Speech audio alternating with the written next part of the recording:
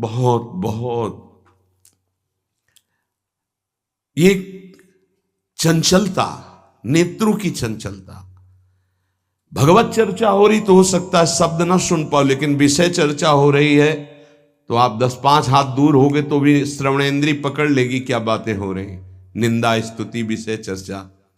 इंद्रियों को शासन में रखो, इंद्रियों को वश में करो, क्योंकि ये ज्ञान विज्ञान का नाश करने वाले महापापी काम इन्हीं के वशीभूत होकर तुम्हें नष्ट करते। मार डाल इस पापी को।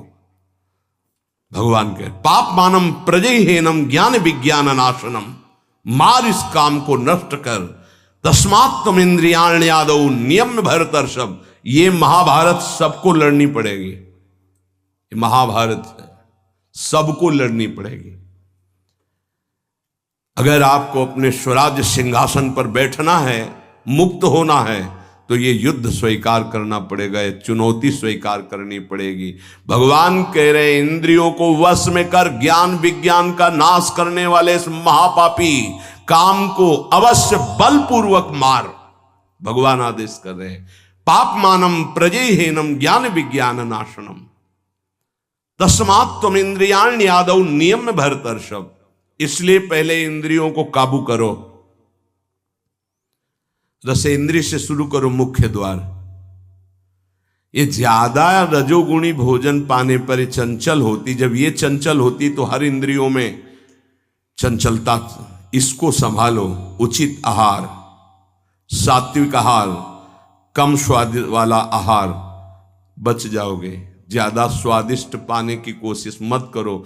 अगर रसेंद्रिय स्वाद नहीं छोड़ पाए तो जनेंद्री का स्वाद छोड़ पाना बड़ा कठिन हो जाएगा। इंद्रियों को विषयों में संयोग मत होने दो, भोग बुद्धि से प्रवृत्त ना करो। केवल जीवन निर्वाह बुद्धि से प्राण पोषण के लिए पहले यहीं से शुरुआत करो, रसेंद्री से। प्राण पोषण के लिए अन्न जा रहा है, स्वाद के लिए नहीं। आप नहीं हो भोक्ता, ये रसेंद्री का है। इतनी जबान में रखी गई पूरी बात, यहां के नीचे कोई मतलब नहीं है क्या जा रहा है, इससे यहां कोई स्वाद नहीं। बस ये 2 अंगुल 3 अंगुल का खेल है। इसे क्या गुलाब जामुन है या क्या, बस ये जहां अंदर गए ना तो फिर और कुछ मांगे होने लगेंगी। रसेंद्री से स्वाद। अब अगर जरा सा नमक कम हुआ तो हल्ला मचाने लगे, नमक लाओ थोड़ा कम है। भैया किसके लिए, किसके लिए स्वाद बना। कभी कभी तो मनाओ कि नमक डालना भूल जाए, फिर देखे कैसा लगता है। कभी कभी बिना स्वाद के भी भोजन पाना चाहिए। हाँ ऐसा करो, मन चंचलता रहित हो जाए, इसके लिए सात्विक भोजन करो। अच्छे अच्छे पदार्थ इसको दिखा दो। हाँ जैसे आज साधु सेवा भंडारा ऐसे जैसे होता है, कभी ऐसा उत्सव आदि में दिखा गुलाब जामुन। जब परोसने आवे तो क्यों आज थोड़ा उधर ऐसे बस दिखा, और वो चले गए। हाँ बोल दो अंदर से। हाँ गरम गरम धुआं उठता हुआ समोसा, हरी चटनी, लाल चटनी और वो सेवई नमक वाली। हाँ ऐसे। अब ये खा के तुम ध्यान करोगे किसका, अब ये निर्णय तुम करो। ये चीजें खा के तुम ध्यान करोगे, प्रभु का तो ध्यान होने वाला नहीं। सात्विक भोजन पाने से हमारे अंदर भजन की वृत्ति बढ़ती है, और रजोगुणी तमोगुणी भोजन पाने से भोग वासना बढ़ती है, निद्रा प्रमाद स्थिति आती है। बिल्कुल सच्ची बात समझो, ये 3 गुणों से हर सामग्री बनी हुई। इसीलिए संतों ने निर्णय किया आप ये पा सकते हैं, ये पा सकते हैं, ये पा सकते हैं। खूब अनुभूति विषय, इसलिए मना किया गया आप ये नहीं पाएंगे। क्यों नहीं, भगवान ने तो सब कुछ बनाया है पाने के लिए, तो पाने के लिए भी बनाया है, तो फिर और व्यवस्था भी भगवान ने बनाई है। रो रो नरक, अंधतामिस्त नरक, ये भी भगवान ने बनाए हैं, तो इनका भी स्वाद आप लीजिए। सावधान, शतोगुणी भोजन संयम पूर्वक पाइए, नाम जप करते हुए, और इतना कि बस लगे कि हाँ थोड़ा वजन लगने लगे कि हाँ हो गया, बंद कर दो, शाम के फिर पा लेना। कोई तुम्हें तो ये है नहीं कि पता नहीं मिले कि ना मिले, कई दिन मिले कई दिन ना मिले। उसमें होता है कि अब जो मिला है डाल लो, पता नहीं कई दिन बाद मिले। तो आप लोगों को तो एक मिलता है तो संयम में, आपके प्रयास व्यवस्था श्री जी ने सबकी कर दी, तो संयम से आहार, और अच्छे पदार्थ ना लो तो अच्छा है, अगर लो तो बहुत कम लो, थोड़ा। खीर हटाओ और सब कुछ अब पीने दो, तो वो मन, खीर में नुकसान नहीं है, गुलाब जामुन में नुकसान नहीं, वो जो मन को बढ़ावा मिला रसेंद्री के द्वारा, अब वो इतने में तृप्त नहीं रहेगा, वो और इंद्री को लेकर के भ्रमण करवाएगा हमको। और जब इसको मारना, जैसे मन हमसे गलती करवा देता है तो क्या कहो, गाल में मारो, तो त्वगेंद्री पिट रही, उससे क्या होना है। इसको कैसे मारा जाए, इसको ऐसे मारा जाता है, ऐसे। जैसे गुलाब जामुन, भैया आज हमारा पेट दर्द कर रहा है, वो कहेगा नहीं, कहो, नहीं नहीं बिल्कुल नहीं कहेंगे। वो जो मन को पीड़ा हो रही, अब वो पिटाई हो रही, साधक मन को बहुत दुलार करता, पीट नहीं पाता। इसको पीटना सीखो, बहुत जल्दी ठीक हो जाएगा। ये कहता है आज ये देख ले, हाँ हाँ बढ़िया है, चलो चतुरासी जी शुरू करते हैं। वो कहेगा नहीं नहीं चतुरासी जी शुरू कर। उसको मारना है तो उसके विपरीत चलना पड़ेगा। साधक से गलती होती, मन को मारना है और वो मारता और किसी को है। आज ये नहीं कहे, आज ये नहीं, आज ऐसे नहीं, आज अच्छा मान लो आप परिक्रमा दे आए तो शरीर को पीड़ा पहुंच रही, मन को कोई फर्क नहीं पड़ रहा। मन जिसको चाह रहा है वो चीज उसको ना दो तो उसको पीड़ा होती है, और उस पीड़ा को आप अपनी मान लेते हैं, इसलिए दुलार करते हैं। इस रहस्य को समझिए, मन की पिटाई जरूरी है, और ये इतने सुरक्षित रहता है कि इसको दुलार करना होता है, पीटना होता नहीं। इसकी पिटाई है कि ये जब जो मांगे आज ऐसे, तो दिखा दिया कि हाँ देखो ये है, मिलेगा नहीं तुम्हें पाने को, वो जलन पैदा करेगा। 5 ही मिनट का चांस है, 1-2 बार केवल आएगा ये कि गुलाब जामुन गुलाब जामुन, फिर बाद में तो मिलना। और रोज कौन मिलता है, हाँ नहीं कोई बात नहीं है, धैर्य रखिए। और अगर वहां सब कुछ बना हुआ साथ में केवल खिचड़ी, तो खिचड़ी परोसा लीजिए, वो जलेगा, आप देख लेना वो जलेगा। ऐसा क्यों कर रहे हो, इसलिए कर रहे हैं कि हमें श्री जी चाहिए। बदमाश, तुझे हम जो दे फिर इसके बाद हमसे और मांग करेगा। संतों ने इसको ऐसे बस में किया है। बहुत कठिन, बहुत कठिन है। अगर सामने से मिठाई प्रिय है और वो निकल जाए, आप परोसाओ ना, तो आप देख लो, कामा संजायते क्रोधा, भौं चढ़ जाएगी अपने आप से। कितनी बड़ी चूक हो रही है। परम पद फीका लगेगा, गुलाब जामुन मीठा लगेगा, ये बहुत बेईमान है।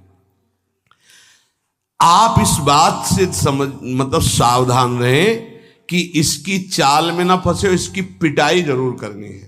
मन कहां से पीटा जाता है, इसकी मांग को ना कर दो, बस इसकी पिटाई शुरू हो गई। ये कह रहा है ये चाहिए, उसके विपरीत नहीं। अब वो जलेगा, जलेगा, पवित्र हो जाएगा। और उसने मांगा, वो आपने दे दिया, अब वो और मांग रख देगा, वो आपको परेशान कर। तस्मात् त्वमिन्द्रियाण्यादौ नियम्य भरतर्षभ। हे अर्जुन, ये राग पूर्वक जब किसी वस्तु को पाता है। अच्छा, और दूसरा उपाय, गुलाब जामुन पाना है, हाँ, या 5 गुलाब जामुन देना, थोड़ा नमक ले आना, और शांति। वो कहेगा नहीं नहीं नमक, गुलाब जामुन पाना, मिला लिया, अच्छे से नमक मिला लिया, गुलाब नहीं नहीं पाओ ना गुलाब जामुन। ये उसकी मार है। पर ऐसा साधक मारना नहीं चाहता, सब्जी साइड में करके एकदम दोना में अलग रस सहित जे भी ऐसे किया, पूरा फूटा मुंह में। तो अब वो मन का पोषण हो रहा है।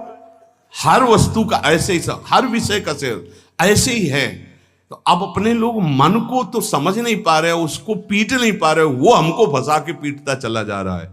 बहुत पीटता है, देख लो, बहुत पीटता है मन, बहुत इसकी पिटाई चाहिए। कोई गुरु कृपा पात्र इसको पीटना शुरू करता है, यही उसकी पिटाई है कि इसके विपरीत चलो, जो मांग इसकी हो रही है उसके विपरीत चलो। जैसे बहुत बढ़िया स्वादिष्ट सब्जी बनी है, अब खीर भी परोसेंगे तो खीर और सब्जी दोनों को मिला दो, न सब्जी का स्वाद न खीर का स्वाद, 2 रोटी 3, वो जलेगा कि यार तुम कैसा क्यों कर रहे हो, बस तुम कर लो ऐसा, तो रसेंद्री ठीक हुई तो सब ठीक हो जाएगा। शास्त्रों में वर्णन किया गया धैर्यवान वही है जो रसेंद्री और जनेंद्री को, बस 2 इंद्रियों की चर्चा हुई और तो सब अपने आप हो जाएंगी। और रसेंद्री प्रधान, रसेंद्री ना हुई तो फिर आगे जो राग पूर्वक भोग, कोई भी भोग किया जाए वो बिल्कुल द्रवित हृदय में छप जाता है, बार बार पीड़ा पहुंचाता है, ना चाहते हुए भी साधक का पतन कर देता है। यही है, ना चाहते हुए पाप कौन करवाता है। आहार का बहुत बड़ा फर्क पड़ता है। अगर हम आहार पर संयम कर लें तो निश्चित काम पर विजय प्राप्त की जा सकती है। अगर आहार पर संयम ने, उचित आहार से आप देखना खाते खाते मर जाते हैं, लेकिन खाने की इच्छा पूर्ति नहीं होती। यही चमत्कार माया का। 2 रोटी डाल लो फिर भजन देखो कैसा होता है, देख लो ना आप करके। खट्टी डकार आ रही है यहां से, फिर भी शाम के बैठे हैं, आलू का पराठा और चटनी ये और वो, फिर जाके पचाने में पूरी ताकत। भजन कैसे करोगे? थोड़ा भोजन करो, खाते खाते मर गए यार। आज यहाँ का, कल वहां का, परसों यहाँ का, संसारी पुरुष इसी में लगे रहते हैं। सुनो, उतना डालो जितना प्राण पोषण के लिए। कभी ऐसा देखो कि पेट में वजन ना आने पावे। अगर आपको भजन बढ़ाना है तो पेट में वजन ना आने पावे। ऐसे जब बैठो और भोजन शुरू करो, जहां लगने लगे कि पेट में कुछ आ, वहीं बंद कर दो। और 1 दिन का अभ्यास, निर्णय करो कि 2 रोटी इतना इतना इतना और उतना ही। ये बार बार बांटना और बार बार पाना ये साधकों के लिए ठीक नहीं है। एक बार रखवा लो 4 रोटी से दाल सब्जी और बस खत्म। आपका घर है, आप श्री जी का प्रश्न, बस एक बार, और उसी को पाके अपना भजन करो। धिक्कार है जीवन को। खाते खाते अवस्थाएं बदल गई, बचपन से लेकर 50-60 वर्ष को वही खाने की इच्छा। कभी तो थोड़ा मन वही फंसाए है, मृत्यु आ जाएगी फिर भी खाने से तृप्ति नहीं होगी। एक बार इस रसेंद्री को काबू में किया जाए, भोजन पर सावधान, थोड़ा अल्पाहार, इतना जिससे हमारे प्राणों का पोषण हो जाए, सब ठीक हो जाएगा। आप देख लेना, अल्पाहार। अगर भोजन सुधार नहीं होगा तो फिर भजन में सुधार नहीं होगा। भोजन, बहुत प्राण शक्ति प्रबल है आपकी, ऐसे नहीं निकल जाएगी। बहुत प्राण शक्ति बलवान होती है। वायु, अन्न, जल उचित चला गया तो खूब साधना बनेगी। इसलिए कोई भी वस्तु राग पूर्वक सेवन न की जाए। ये ज्ञान मार्ग, भक्ति मार्ग, जो मार्ग के उपासक, उनको इस बात पर विशेष ध्यान रखना, चाहे गृहस्थ हो चाहे विरक्त हो। शास्त्र के अनुसार कर्तव्य कर्म होने चाहिए और राग रहित आहार विहार होना चाहिए।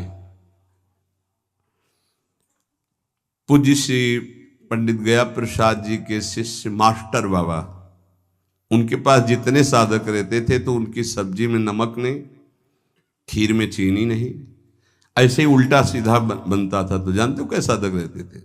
2-4, जब दंडोती परिक्रमा लगा रहे थे तब वहां गए थे 2-4 साधक। जब शाम के मिला ना तो वहां कुछ पकड़ में नहीं था कि रोटी से सब्जी पाओ तो कुछ पकड़ में आवे, या दूध और चावल मिला के रखा गया तो कुछ पकड़ में, कुछ पकड़, न मीठा न खट्टा न नमकीन न कुछ। वो भगवत धाम को प्राप्त हो चुके हैं, बहुत अच्छे महात्मा थे पूज्य श्री मास्टर बाबा जी। ये बड़े बड़े महापुरुष ऐसी चाल क्यों चलते हैं? क्योंकि वो अपनी इंद्रियों को काबू में रखना साधकों को सिखाते हैं। काम को मारने के लिए सबसे पहले इंद्रियों का नियमन करने को श्री भगवान कह रहे हैं। तस्मात् त्वम इंद्रियाण न्यादौ, नियम में भरतर शब्द, इनको पहले कंट्रोल में करो। कान से भगवत वार्ता, अच्छी वार्ता सुनो। नेत्रों से अगर कहीं एक बार कोई ऐसा दृश्य उपस्थित हो जाए प्रकृति में तो प्रणाम करके दोबारा नेत्र मत पहुंचाओ। जहां आकर्षण हो वहां बार बार नेत्र मत पहुंचाओ। वाणी से कभी अश्लील संभाषण, गंदी बातें मत करो। खान पान संभालो, इंद्रियों को संभालो, ठीक हो जाएगा। जब तक साधक इंद्रियों को संभालता नहीं तब तक उसकी दृष्टि भगवान की तरफ न रहकर भोगों की तरफ होगी। आज ये बनेगा अच्छा, और पहले से संकल्प मन बना लिए इस में तो ये ज्यादा नहीं तो ऐसा है कि आप जो चाहो जितना ले सकते हो। हाँ हाँ, खुली छूट है। इंतजार हो रहा कब वो 11 बजे, कब 12 बजे, ये संकल्प विकल्प को मारना है। कभी कभी ऐसा कर लिया करो, ज्यादा मन तैयार हो गया ना कि आज तो उत्सव है, बहुत गोल कर दिया, आज उपवास करेंगे हम, तो सब मत करना, नहीं तो गड़बड़ हो जाएगा। अलग अलग उत्सव में एक एक दो दो, आज नहीं पाएंगे, आज भूखे रह करके रहे। फिर आप देखो जो आपको मन जलन पहुंचाएगा वही मन को अधीन करने के बिना इसके अधीन नहीं होने वाला, ये भी बात समझ लीजिए। यहीं से अधीन किया जाता है। जैसे अपने लोग अब सावन भर केवल गंगा जल पी कर रहेंगे, जो भगवान शिव की उपासना गंगा किनारे सावन खूब आराम से 2 4 5 दिन शिथिलता होती है, इसके बाद वो शरीर उसी ढांचे में ढलने लगता है और गंगा जी में सब सामर्थ्य विराजमान है। सही, कभी हम अपने शरीर को शक्तिहीन अनुभव नहीं किया। गंगा जल में इतना पावर विराजमान है, ऐसे पदार्थ विराजमान है। उस समय जब गंगा जल ही केवल बहुत सामर्थ्य उसमें, कभी ऐसा नहीं लगा। जब गंगा जल पीते थे तो लगता साक्षात माँ का दूध पी रहे हैं, एक विशाल अंदर से उत्साह प्रकट होता था। 2 4 दिन के बाद शिथिलता खत्म हो जाती है और वो शरीर पचाने लगता है, जो अन्न की मांग करता है वो धीरे धीरे शांत होने लगता है। मनुष्य की प्रवृत्ति इंद्रियों की मांग को पूरी करने में है। आज तो घर में नहीं, आज चलते हैं होटल में खाएंगे, यहाँ के नहीं, गाड़ी में बैठे आज छठी करा वाले होटल, ये क्या है आज वहां, ये है क्या? अरे बोले जिंदगी का यही तो लाभ है। तो भैया ये जिंदगी का लाभ नहीं है, ये जिंदगी के लाभ को नष्ट करने वाली हानि है। शतोगुणी सात्विक भोजन बना के भगवान को अर्पित करके प्राणों का पोषण करो। वहां जा करके कौन किस भाव से बना रहा है, कैसी अपवित्रता या पवित्रता है, बहुत सावधान। सबसे पहले काम इंद्रियों को फंसाता है, जिससे उसमें विषय की कामना होती, फिर काम मन को अधीन करता है, फिर बुद्धि को अधीन करता है, और ये सब 1 सेकंड के कम हिस्से में हो जाएगा। एकदम फैल गया कि तुम्हें विचार करने का अवसर नहीं मिला। परंतु जो साधक इंद्रियों की कामनाओं में ही ब्रेक लगा दिया,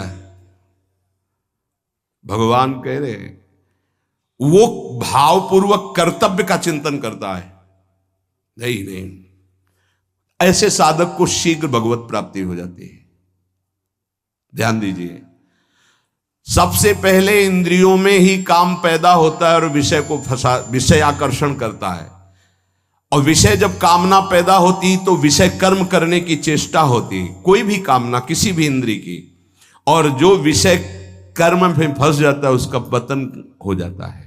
और जो उपासक इंद्रियों की चाह को, कामना को पूर्ण नहीं होने देता, वो उसको कर्तव्य का बोध होता रहता है। जो अपने कर्तव्य का बोध करता है, मेरा कर्तव्य क्या है, वो शीघ्र ही अपना उद्धार करने में समर्थ हो जाता है, भगवत प्राप्त हो जाता है। एनम ज्ञान विज्ञान नाशनम, ये ज्ञान विज्ञान का नाश करने वाला काम है। तुम्हारा कितना भी अनुभव ढक देगा, कितना भी बुद्धि आपकी प्रवीण हो, बड़े बड़े जवाब देने वालों को लाजवाब कर देता है। ऐसा है, काम ऐसा है कि बहुत जवाब देने वाले को जवाब रहित कर देता है। उसका उत्तर नहीं दे पाओगे जब काम तुम्हारे अंदर प्रश्न करेगा। विज्ञान अनुभव साधना का सब ढक देगा, ज्ञान विज्ञान दोनों को। तत्व ज्ञान का यहां बात नहीं है कि ज्ञानी का शब्द है शास्त्र ज्ञानी से, बोध संपन्न महापुरुष से नहीं स्वात्मारामम विषय मृग तृष्णाम भ्रमयति। यहां भक्त जो अभी साधन काल में है, प्रेमी भक्त के नहीं, दो को कोई परास्ती नहीं कर सकता। प्रेम लक्षणा भक्ति से युक्त महापुरुष और तत्वबोध महापुरुष, ये ज्ञानी शास्त्र ज्ञानी और ये भक्त अभी साधन मार्ग का। एक दिन देखा स्वप्न में चारों तरफ से समुद्र उफान कर रहा है, भारी वर्षा हो रही, नगर डूबते चले जा रहे हैं, उनमें हम भी सब डूबते चले जा। अभी घबराहट पैदा हुई, स्वप्न है, घबराहट एकदम पैदा हुई। एक बालक इतना बड़ा जाता है, अंगुली पकड़ता है, चलो हमें वो मार्ग पता है जहां ये समुद्र तुम्हें डुबो नहीं पाएगा, दौड़ो हमारे साथ। अचानक ऐसे ऊंचे स्थान पर ले जाता है, अब बिल्कुल निश्चिंत रहो, यहां कोई भी पानी नहीं आ सकता। आंख खुली एकदम, इतना डर लगा। देखो स्वप्न में भी डर नहीं पैदा होने देते, स्वप्न में भी दुख पैदा नहीं। शरणागत वत्सल भगवान स्वप्न में भी दुख, फिर जागृत की क्या कहे, आश्रय लेके तो देखो। बहिर्गत दृगंतर धैर्य मालम्बो, सहारा लो किसका, प्रभु का, और धैर्य धारण करो, सहना सीख जाओ। कैसे आप सह पाओगे, इसके लिए उपाय नित्य स्मृति, नित्य निरंतर भगवान की स्मृति। ये बहुत बड़े स्मरण, बहुत बड़ी उपलब्धि है। ये बाहरी साधनों की बातें नहीं कह रहे, स्मृति सिर्फ अंदर की बात होती है। माला जपना जप कहलाता है, बाहरी कष्ट सहना तप कहलाता है। साफ पवित्र क्रियाएं हैं, भागवतिक क्रियाएं हैं, शुभ क्रियाएं हैं, अशुभ क्रियाएं हैं, बहुत सब। यहां एक शब्द केवल बोला गया, श्रीपाद कह रहे नित्य स्मृति।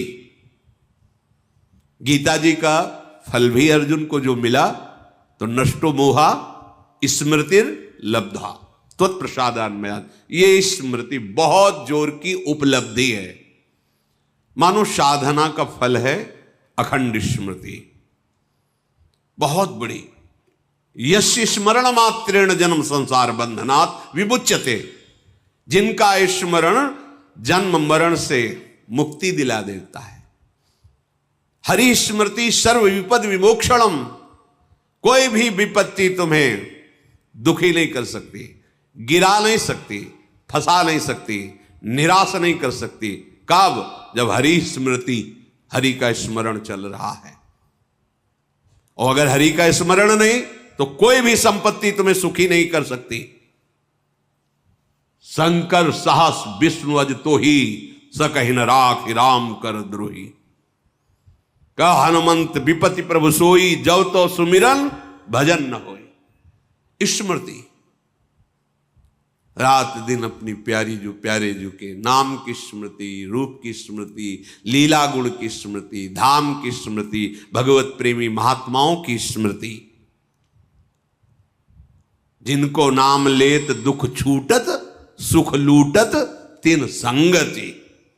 जिनको नाम लेत दुख छूटत, सारे विघ्नों का नाश करने में समर्थ है प्रभु और प्रभु के प्रेमी जनों की स्मृति। नित्य स्मृति, इस पर ध्यान दो, यही तुमको सब सामर्थ्य देगी सहने की। हर समय मधुर मधुर स्मृति। नाम कितना मीठा, कितना रसमय, कितना सहज सरल, राधा राधा राधा। देखो जबकि कैसी अनुपम सामर्थ्य आपके हृदय में आती है।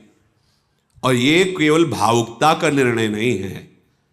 पूज्य राधा बाबा महाराज ऐसे संत जो शास्त्र के एक अक्षर की भी कभी अवहेलना नहीं, एक अक्षर, पूरा श्लोक या शब्द तो बात जाने दो, शास्त्र प्रमाण से जो अपने जीवन को बांध के रखे वो महापुरुष। संन्यास से नाम में नाम, जुगल नाम से विश्राम भूमि राधा नाम। जब राधा नाम का परिचय जागृत हुआ तो बाबा सब भूल गए। सन्यास का मंत्र तो कीर्तन से ही रुकने लगा था गीता वाटिका में। भाई जी की कृपा से फिर जुगल नाम, और जुगल नाम की कृपा से राधा नाम, और राधा नाम की कृपा में ऐसे डूब गए, राधा राधा राधा राधा राधा राधा राधा। ऐसे ऐसे परम ज्ञानी महात्मा जो पूज्य श्री जयदयाल जी महाराज जब श्री कृष्ण स्वरूप का वर्णन किए तो उन्होंने कहा कि मेरी रुचि नहीं है। क्यों? ब्रह्म है मुझे पता है,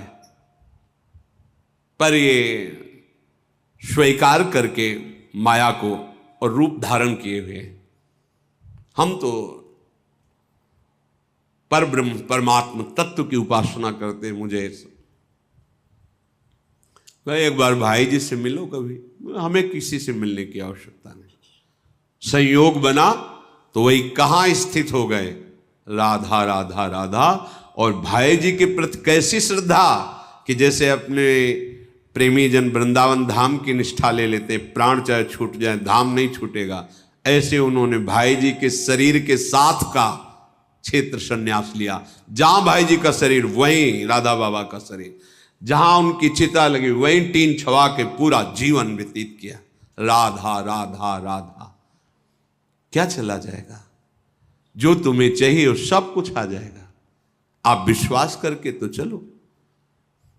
वृंदारण्य मन्यान अपेक्षा, किसी की अपेक्षा मत रखो। वृंदावन का आश्रय ले लो, ये राधा नाम में प्रीति करवा देगा। इसके सिवा और प्रीति हो भी नहीं सकती। अगर कोई राधा बोलता है, राधा सुनता है, राधा जपने की भावना रखता है तो वृंदावन धाम उस पर बरस गया है। रेश वृंदावनस्य यत्तन्नाम स्फुरति महिमा रेश वृंदावनस्य। ये जो राधा नाम स्फुरित हो रहा है ये वृंदावन की कृपा से हो रहा है।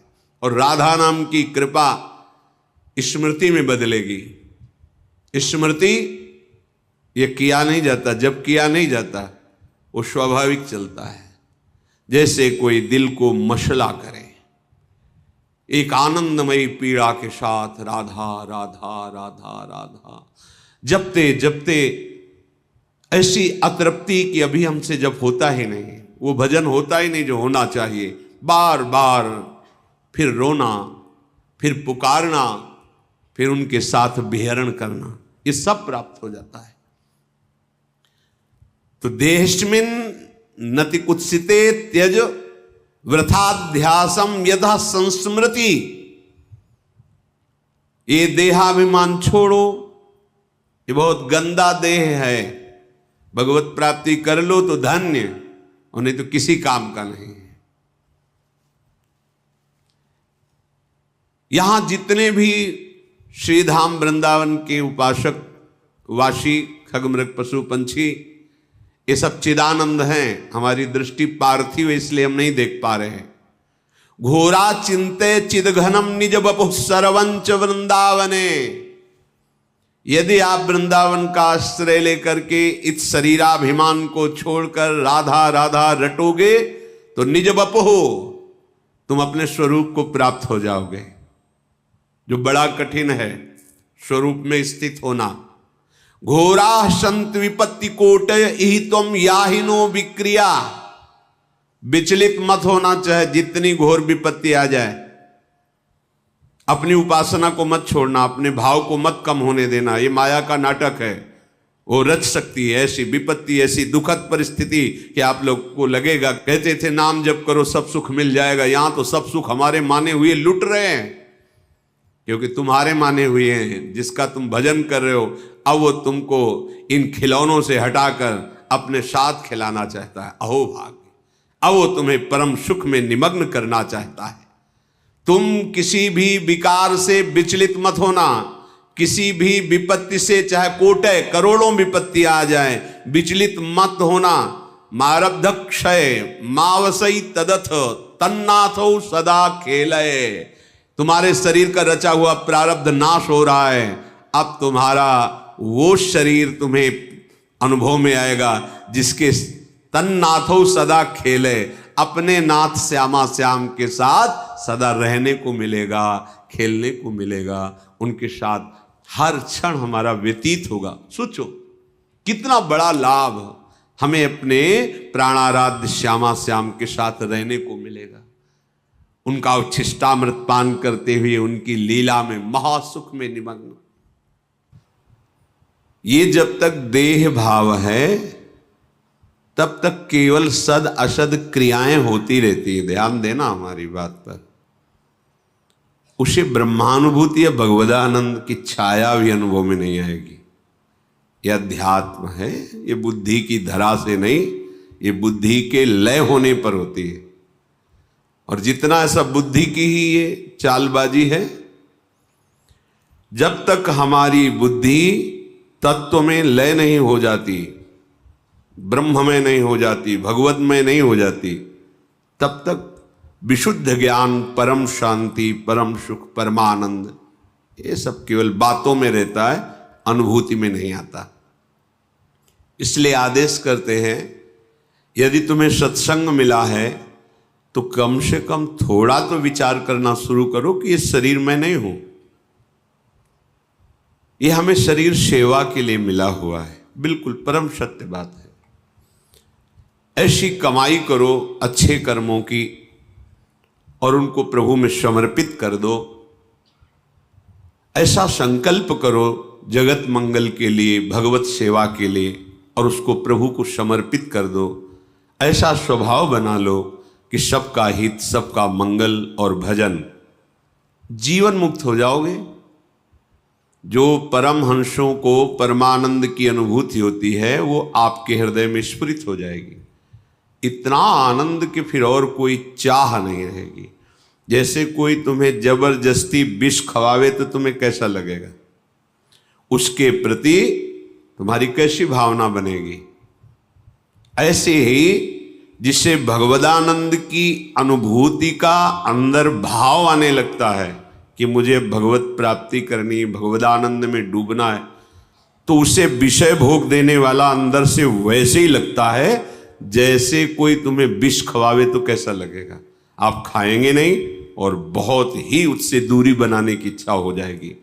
ऐसे ही इस मार्ग के पथिक के हृदय में ऐसी भावना होती, त्याजी नहीं। वास्तविक हृदय से कहता हूं, जिसे तुम सुख समझ रहे हो, जिसे अपने लोग सुख समझ रहे हैं भोगों को, ये एक केवल फसाव है, माया का एक भुलावा है, उसमें सुख नहीं है। सुख देखना है तो एक बार इस जन्म में निश्चय करो। इसी भुलावे सुख में आपने अनंत जन्म व्यतीत किए, पर अभी तक आपके हाथ कुछ नहीं लगा। एक बार बात मान लो और ये जन्म प्रभु को दे दो। अगर इस लोक और परलोक की कोई भी कामना तुम्हारी बकाया रह जाए तो हमें बताना, डूब जाओगे, परमानंद में डूब जाओगे। तुम्हें सोचना नहीं पड़ेगा, सोच खत्म हो जाएगी।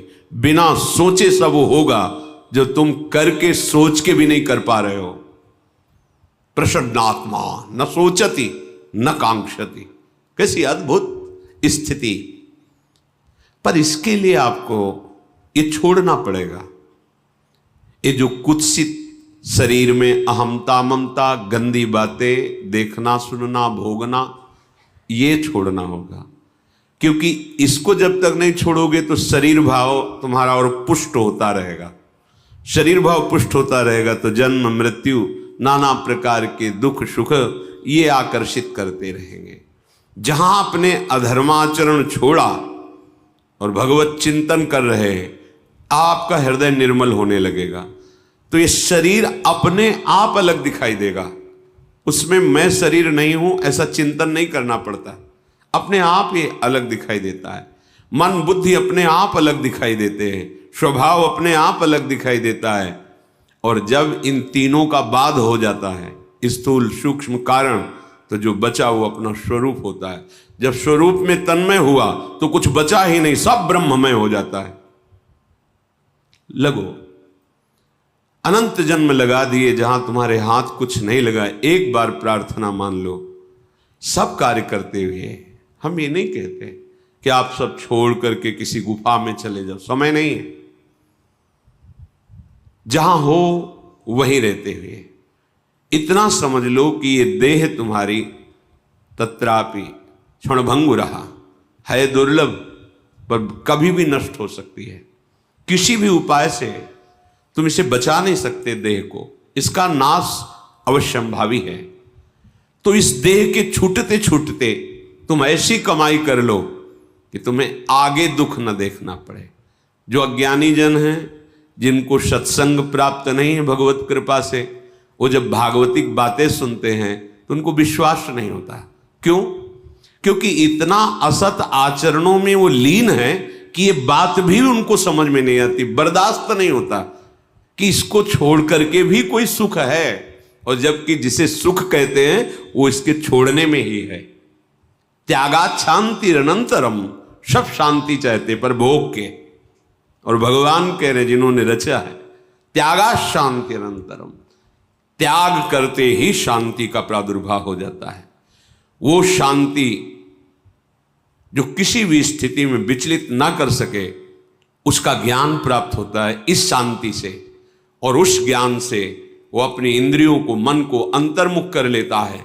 फिर जो उसे स्वरूप बोध होता है, फिर वो परम शांति मचिरेणाधिगच्छति। आप कोई भी द्वंद्व, महाप्रलय भी उसके हृदय में दुख पैदा नहीं कर सकती।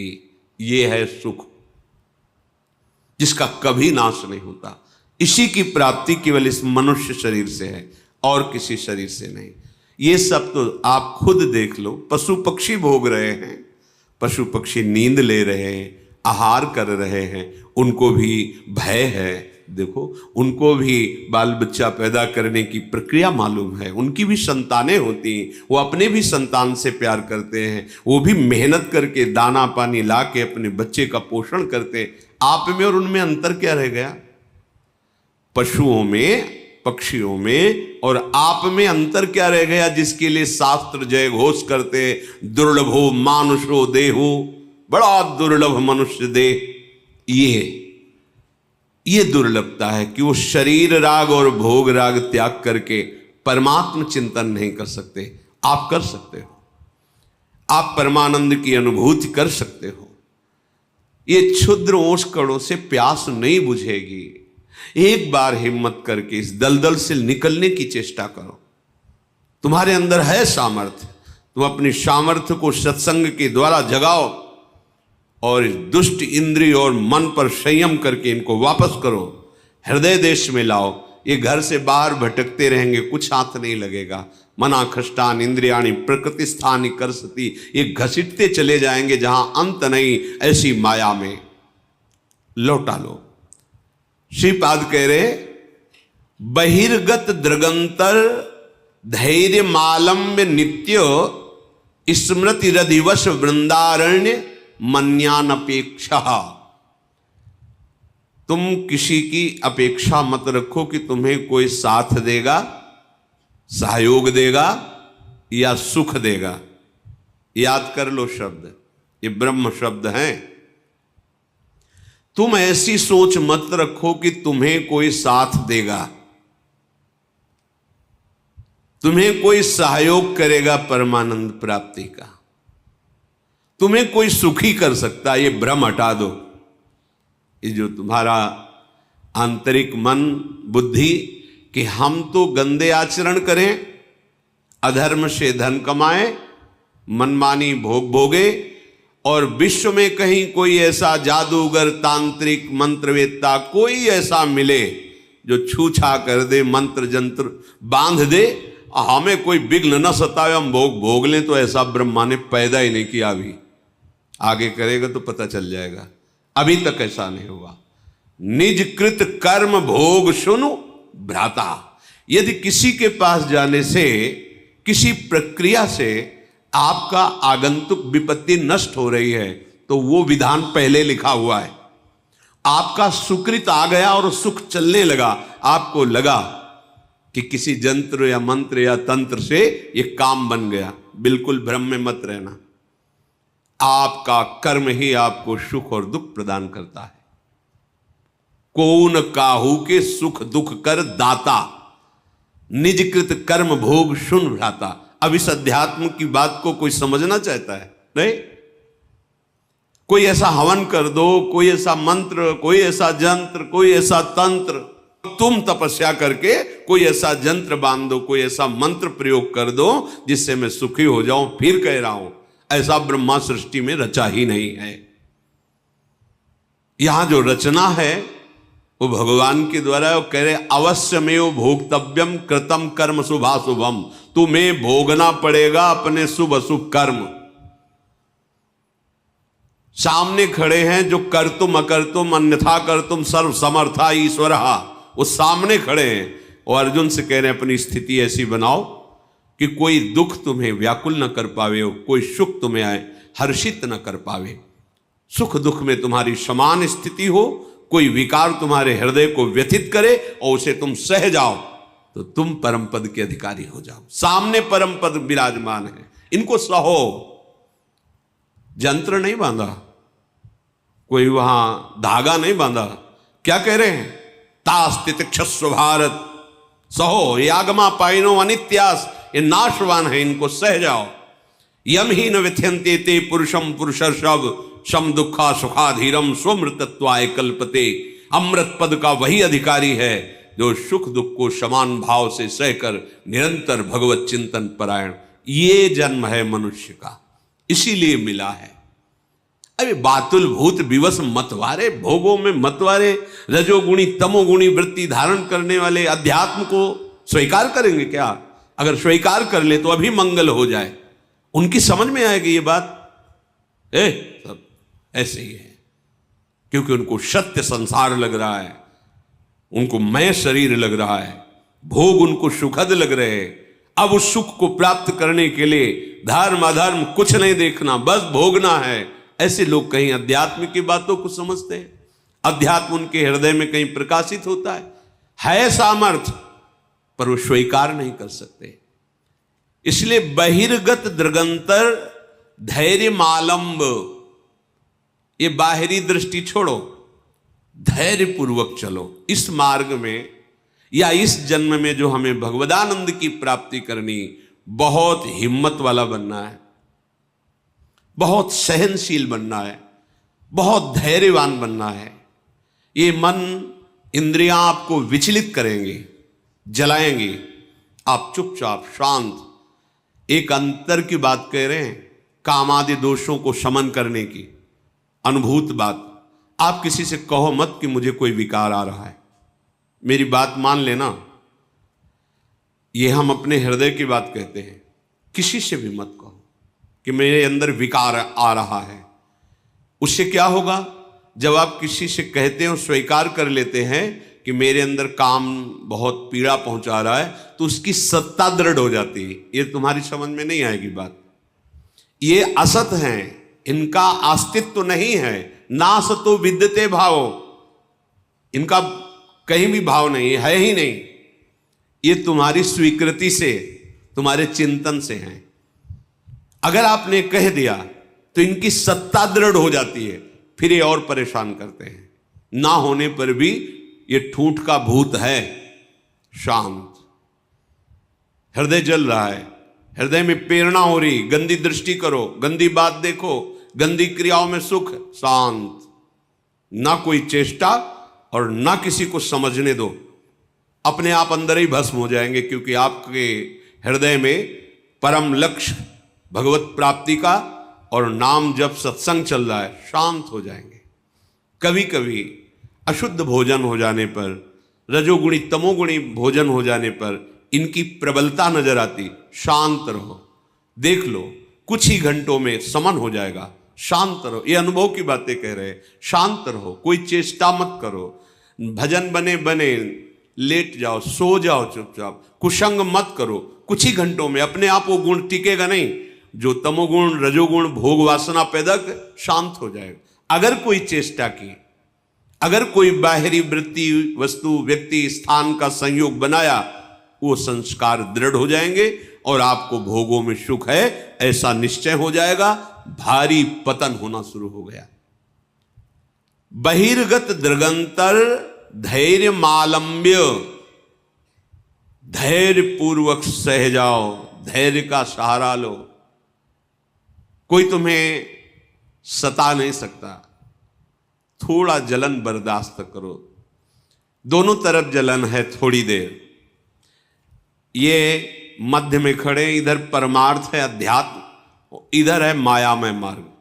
इसमें प्रारंभ से लेके अंत तक जलन बढ़ती चली जाएगी। माया में भोग वासना, और ये परमार्थ मार्ग, इसमें थोड़ी दूर तक बहुत जलन है। क्यों? क्योंकि पूर्वाभ्यास भोगों के भोगने में सुख है, ऐसा हमने क्रियाएं की है, ऐसा हमने चिंतन किया है, ऐसी हमने सोच बैठा रखी। अब वो जब उधर की तरफ से रोका जाता है तो जलन पैदा करते हैं। उस जलन को सह जाना ही तपस्या कहते हैं, ताप को सहना तप कहते हैं। अपने संयम नियम पूर्वक भगवत मार्ग को पुष्ट करने के लिए जो जलन प्राप्त होती है उसे सह जाना, वो महात्मा हो जाता है। ये थोड़ी दूर जलन के बाद अमृत में शांति है, और इसमें थोड़ा सुखद भाव आने के बाद सदैव जलन ही जलन है। अब जब दोनों तरफ देख रहे हैं कि हमें मरना ही है, जलना ही है, तो हम भोग करके जलन को बढ़ाने वाले मार्ग में नहीं जाते। भोग त्याग करके थोड़ी जलन सह के परम शांति के मार्ग में जाते। ये विवेकवान का निर्णय है। यदि आप ऐसे ही मन को छूट देते रहे, इंद्रियों को छूट में दे से, तो सहा नहीं जा रहा। भगवान दोनों की रचना की है, भक्ति मार्ग, अध्यात्म मार्ग और माया मार्ग। जाओ फिर विचरो, भोगो। फिर कभी किसी युग कल्प में उनकी करुणा होगी, ऐसा संयोग बने ना बने कोई पक्का नहीं। बार बार तो बनत नहीं, यह संयोग अनूप। ये जो आज हमें संयोग मिला है, ये बाजी जीत जाने के लिए मिला है। वृंदावन धाम रसिकों का संग, प्रिया प्रीतम की उपासना, राधा नाम। अरे एक रजकण अत्यंत दुर्लभ वस्तु, जहां हम बैठे हैं, अपने लोग माइक वस्तुओं पर महत्व रखने वाले इस महामहिम वृंदावन की रजरानी का क्या महत्व जाने। सहना कैसे सहोगे, अब उपाय बता रहे हैं। बहिर्गत दृगंतर धैर्य मालंब्य। अय उपासक, परमार्थ के पथिक, तुम्हें किसी बाहरी से सहयोग नहीं लेना। ये अंदर से ही परमार्थ में सहयोग मिलता है, बाहर से कोई सहयोग ही नहीं। बाहर केवल विक्षेप है, सहयोग नहीं। पक्का ये हमारे दोस्त हैं, परमार्थ में सहयोग करेंगे, इतना चिंतन होना ही विक्षेप हो गया। अपने आराध्य देव से अन्य आश्रय नहीं, केवल हमारे साधन श्यामा श्याम, हमारे साध्य श्यामा श्याम। समझो, अध्यात्म को समझो। सब में भगवत बुद्धि, सबकी सेवा, सबकी अर्चना वंदना, कोई परेशानी नहीं। सहयोगी श्यामा श्याम, दूसरा नहीं। ये अंदर बैठा लो, बहुत निश्चिंत हो जाओगे। अब हमारे अंदर धैर्य आएगा, क्योंकि हमने बहुत बड़े का आश्रय लिया है। ये अंदर का विषय होता है। बहुत बहुत मंगलमयी बात। एक बार बकरियां चराने वाला बकरियों को जंगल में ले गया, तो एक हरी हरी पत्तियां चबाने में भूल गई अपने परिकर को, और उसका परिकर आगे बढ़ गया और संध्या हो गई। वो अन्य बकरियों को अपने घर ले गया। एक बकरी जो जंगल में रह गई, अब वो घबरा गई। जब उससे चेतना बाहर आई कि अरे मैं तो सबसे बिछुड़ गई, तो पास में नदी थी, सोचा चलो यहां जल पी लेते हैं, फिर जो होगा जैसा होगा। जल पीने गई तो उसने देखा एक बहुत मजबूत पंजा ऐसे दिखाई दे रहा है। तो सोचा किसी बलवान का पंजा है। जल पी ही रही थी कि भेड़िया आ गया। भेड़िए ने आवाज दी, बकरी ने अपनी हिम्मत दिखाई और उस पंजे के पास खड़ी हो गई और कहा, देखते हो ये पंजे का हमने सहारा लिया है। उसने देखा पंजा तो बबर शेर का। भागा कि आसपास कहीं होगा वो, और वो इससे मित्रता की, भागा। अब तो उसको और प्रमाण मिल गया, जो भी आए उसको बस वो पंजा दिखा दे दो। बकरी के शरीर की गंध से जो मांसाहारी पशु वो आए। आखिरी में जब सिंह स्वयं जल पीने आया, रे हमारी तरफ देखना मत, ये पंजा देख रहे हो, मैं संध्या से अभी तक इसी के सहारे बैठी हूं, किसी ने मेरी तरफ